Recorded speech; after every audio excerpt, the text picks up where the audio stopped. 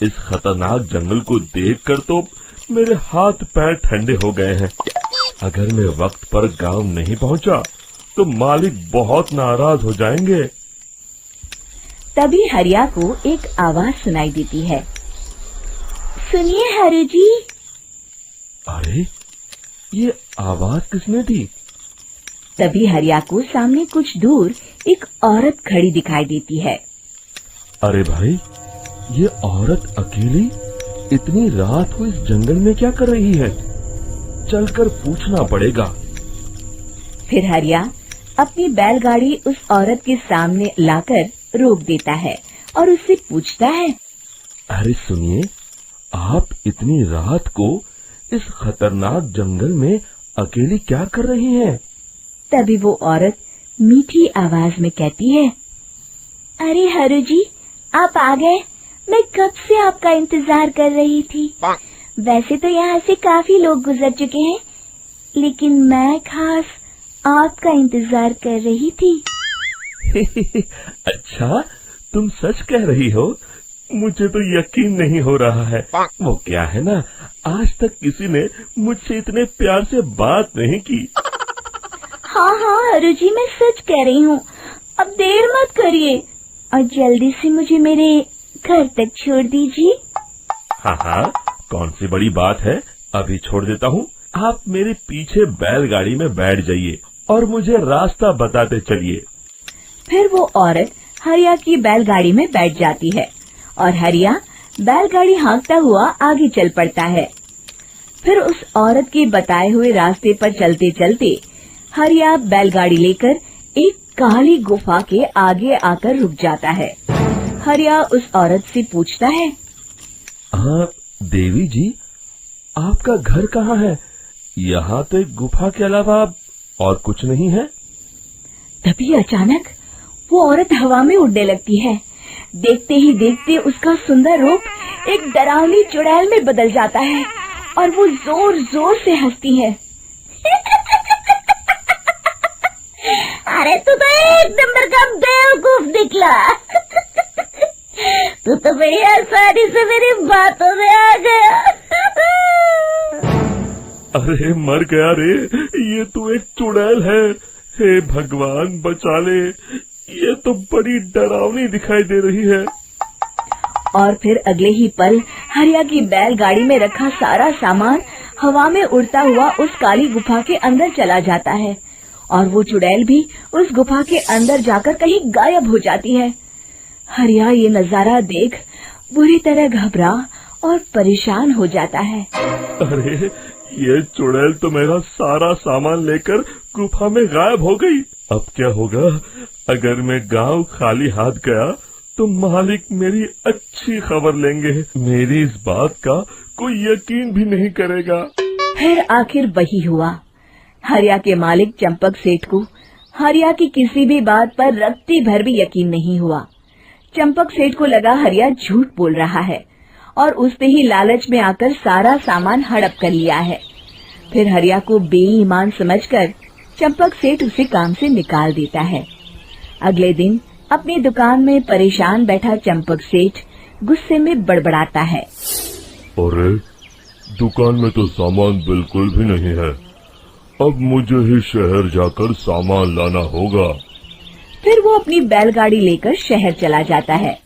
शहर से सामान लेकर जब चंपक सेठ वापस गांव लौट रहा होता है, तभी उसे एक आवाज सुनाई देती है। चंपक जी, ओ चंपक जी। अरे ये तो कोई मेरा नाम लेकर मुझे पुकार रहा है। फिर उस रास्ते में वही औरत खड़ी दिखाई देती है। फिर क्या था, हरिया की तरह चंपक सेठ भी उस औरत के पास अपनी बैलगाड़ी लेकर जाता है और वो भी उसकी चिकनी चुपड़ी बातों के मुंह जाल में फंस जाता है। फिर चुड़ैल उसे भी अपनी गुफा तक ले जाती है और उसका सारा सामान लेकर गुफा में गायब हो जाती है। बेचारा चंपक सेठ लाचार होकर खाली हाथ गांव लौट आता है।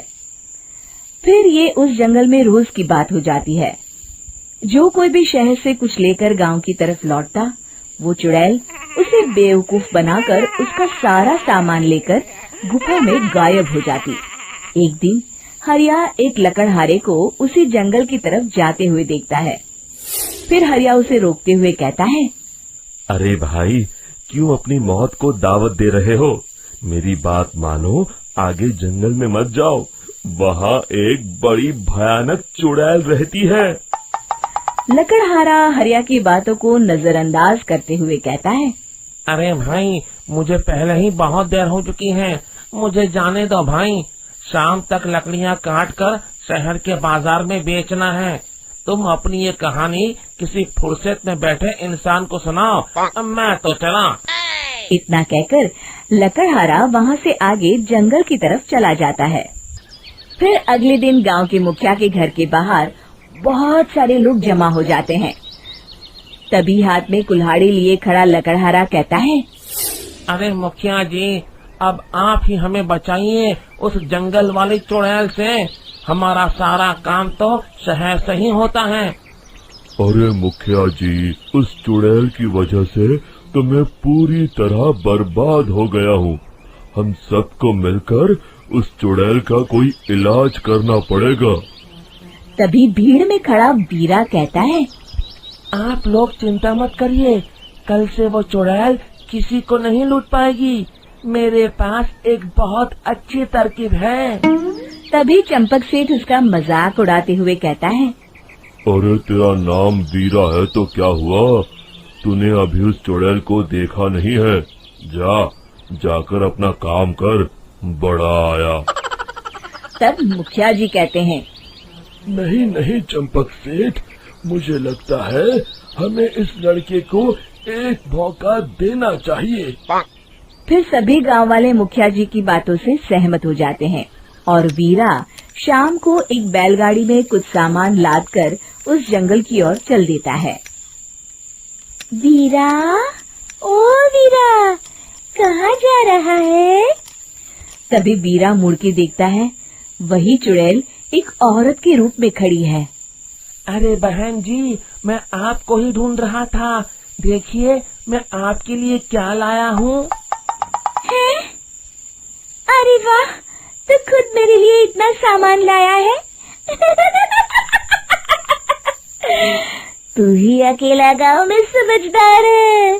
जरा देखो, मैं भी खोल के, बड़े भूख लगी है।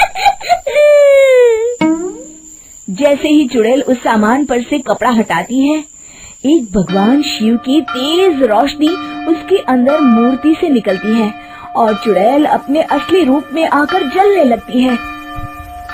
अरे मैं जल रही हूँ, बचाओ, बचाओ, ओम नमः शिवाय, मर गई मैं। देखते ही देखते वो चुड़ैल राख के साथ उड़ जाती है और सभी गांव वाले भी वहां जाते हैं। शिक्षा बुराई पे सदा अच्छाई की